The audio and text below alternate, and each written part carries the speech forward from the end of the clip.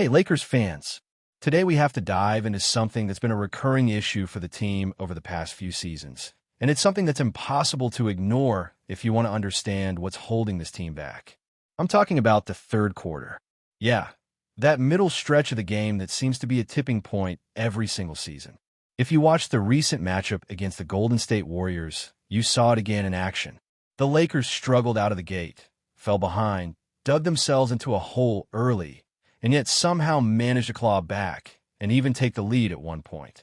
But then, just when it seemed like they could take control, a small mistake, a questionable foul, completely shifted the momentum.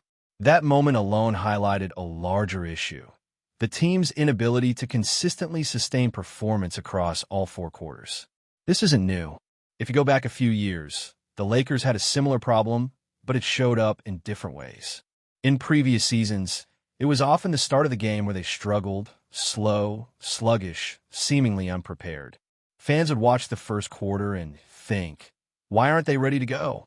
Are the players not focused? Is the coaching not working? And yet, in the second half, they find themselves playing better, sometimes even dominating the later quarters. The swings were extreme, but there was a sort of hope that the team could recover and make adjustments mid-game. Fast forward to the present, and now it's the opposite. The Lakers come out looking decent in the first half, maybe even build momentum, and then the third quarter hits, and suddenly it's like they're a different team. The energy disappears, the execution falters, and the lead evaporates. You have to consider what's driving this pattern. Part of it is coaching, sure, but it's not the whole picture. Coaches can only do so much with the players on the floor. You can have brilliant schemes, perfect rotations, and the best halftime adjustments, but if the players lack the tools, athleticism, defensive awareness, endurance, it's a challenge that coaching alone can't fix. The Lakers have experienced this firsthand. We've seen moments where adjustments are made at halftime, and the team comes out looking completely different. J.J. Redick has shown he can read the game, adapt quickly, and even implement strategies on the fly that shift momentum. Yet, even with his ability to make in-game changes, there are still glaring limitations that persist, and they're largely tied to personnel. The reality is the Lakers' struggles in the third quarter reflect deeper structural issues. You look at the roster, and you see a team with incredible talent at the top.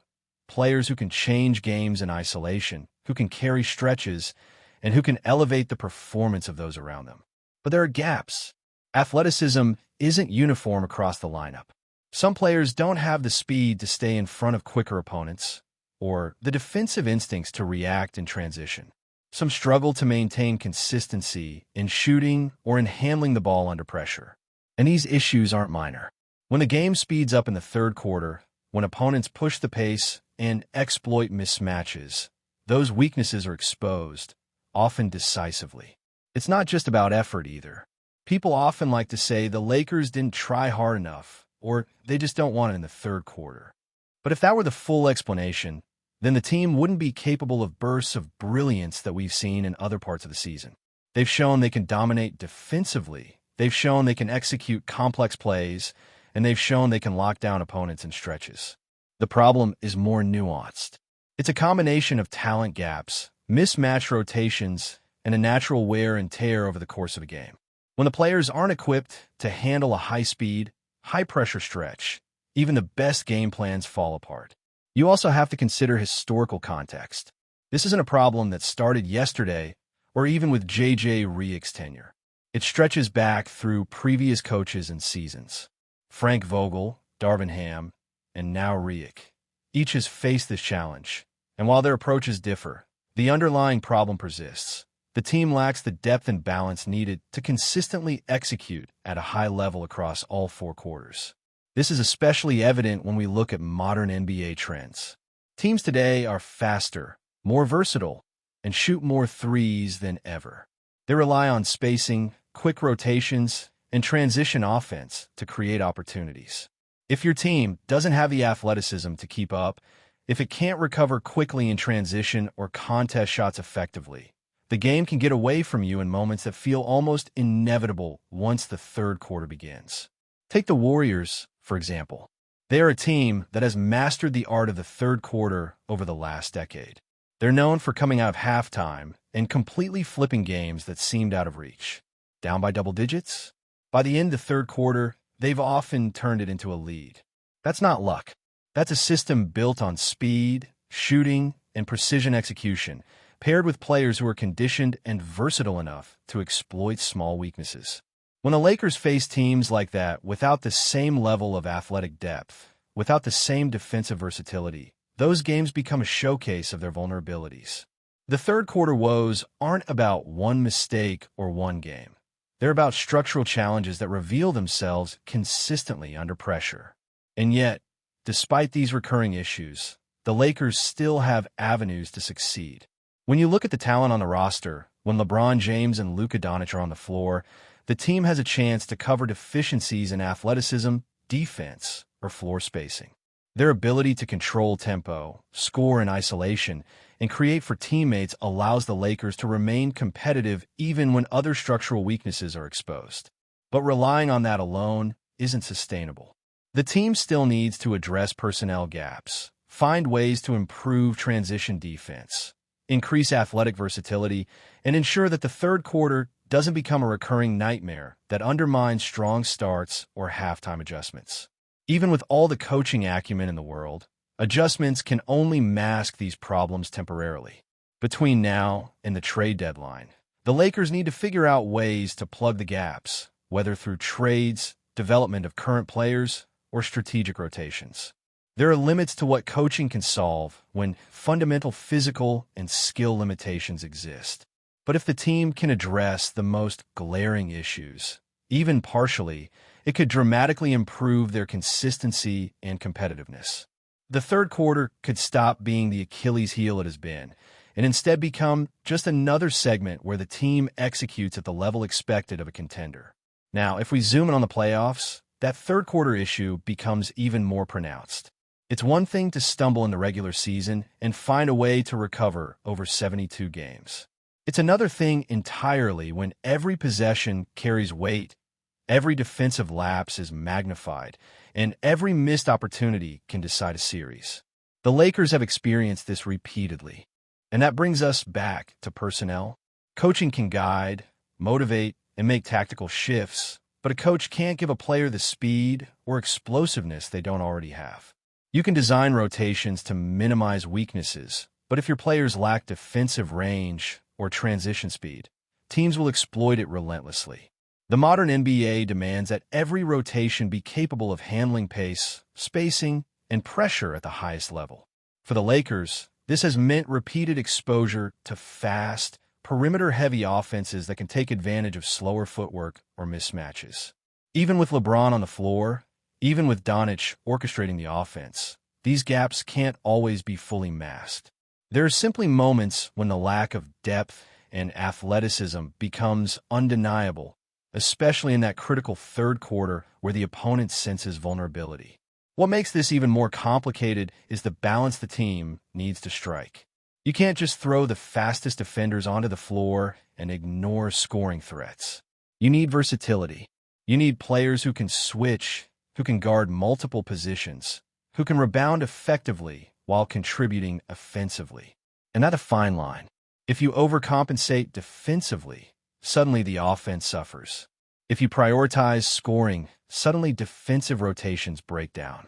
The Lakers have been in that tightrope walk for years, trying to balance high-level stars with complementary pieces who may not have the same athleticism or consistency.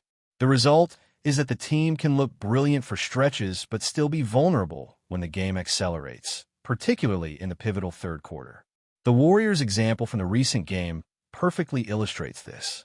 Golden State is a team that has mastered third-quarter surges. Down by 15 at halftime, by the end of the third, they might be up by 10. That's not accidental. That's a combination of elite preparation, high basketball IQ, and a roster built for speed and adaptability. The Lakers, by contrast, have moments where adjustments are made effectively. Riek is excellent at reading situations and deploying schemes on the fly, but the limitations of the roster are exposed when the pace increases and the defensive and athletic gaps become apparent. That's why, even with brilliant halftime adjustments, The Lakers sometimes fail to carry momentum into the second half. It's not a lack of strategy, it's the structural reality of the team. Another aspect is endurance and focus. The Lakers can start halves with energy and intensity, but sustaining that effort through 4 quarters is another matter. Fatigue, both mental and physical, plays a role. When the third quarter hits, it's not just about who's playing the best. It's about who can maintain concentration, execute defensive rotations, and make smart offensive decisions while under pressure. For players who aren't conditioned for that kind of continuous intensity, mistakes compound. Turnovers, missed assignments, and breakdowns in communication appear in sequences that can quickly shift momentum in favor of the opponent. Over a season, these sequences average out, but in critical games or playoff series, they can be decisive. This is why the upcoming adjustments before the trade deadline are so crucial. The Lakers need to explore options to plug gaps in athleticism, defense, and versatility. Trades could bring in players who can contribute immediately, or development opportunities could help existing players adapt. Even small improvements in transition defense, lateral speed, or rotation awareness can make a significant difference in those pivotal third-quarter stretches. The team doesn't need to be perfect. It needs to minimize exposure. If you can limit the damage in that quarter, suddenly the first and fourth quarters become much more meaningful. Momentum swings are less catastrophic, and the team can sustain leads rather than constantly chasing. Yet, it's also true that star power can mask some issues. When LeBron and Doncic are on the floor together, their impact is transformative. They can control tempo, create scoring opportunities, and elevate teammates' performance. But relying solely on that is risky. Other teams have learned how to exploit small deficiencies, and while superstar play can cover mistakes, it doesn't correct systemic problems. The Lakers still need depth, athleticism, and strategic versatility across the roster to compete consistently at the highest level. The third-quarter struggles are a symptom, not the cause. And addressing the root cause requires careful evaluation of personnel, rotations, and defensive schemes. Before we continue, we ask that you leave a like and subscribe to the channel so you won't miss any exclusive Lakers updates. Moving on, in a move that has sent shockwaves throughout the NBA, the Los Angeles Lakers are reportedly closing in on a blockbuster deal to bring Lonzo Ball from the Cleveland Cavaliers to Hollywood. Sources close to the matter suggest that discussions have been heated, and while nothing is official, the rumor alone has set social media and sports talk shows ablaze with speculation. The chatter began late Tuesday evening, when insiders hinted that the Lakers were aggressively pursuing Ball to bolster their backcourt, a position they have been desperate to strengthen after a string of inconsistent performances. Known for his court vision and defensive prowess, Ball could bring a new dimension to a Lakers squad that has struggled to find its rhythm this season. Fans are already buzzing with anticipation, imagining Lonzo running alongside LeBron James in a lineup that could be lethal in transition. Analysts are debating how the fit would work, noting that while Ball's shooting has been a question mark in recent years, his playmaking skills could unlock the Lakers' offense in ways that fans have not seen since the team's championship runs. Some speculate that the deal could involve a combination of draft picks and players, though specifics remain under wraps. Meanwhile, the Cavaliers camp has been tight-lipped, refusing to confirm or deny any trade talks. Sources suggest that Cleveland could be looking for young talent or future assets in return, making this potential deal a high-stakes chess match between two storied franchises.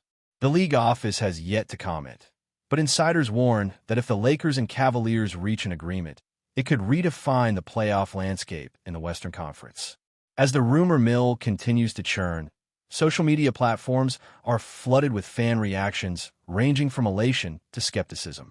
Memes and highlight reels of Ball's dazzling passes are trending, while debate rages over whether this move would truly push the Lakers back to title contention or simply add another piece to a complex puzzle. One thing is certain. If this deal goes through, the NBA's summer gossip will have reached unprecedented heights, and the Lakers' ambitions in Los Angeles will be making headlines long before the next tip-off. Stay informed exclusively about Los Angeles Lakers news. Subscribe to our channel and hit the like button to keep receiving daily updates. Also, share your opinion on the news in the comments, as your contribution is crucial for the Lakers. Stay tuned for the next video.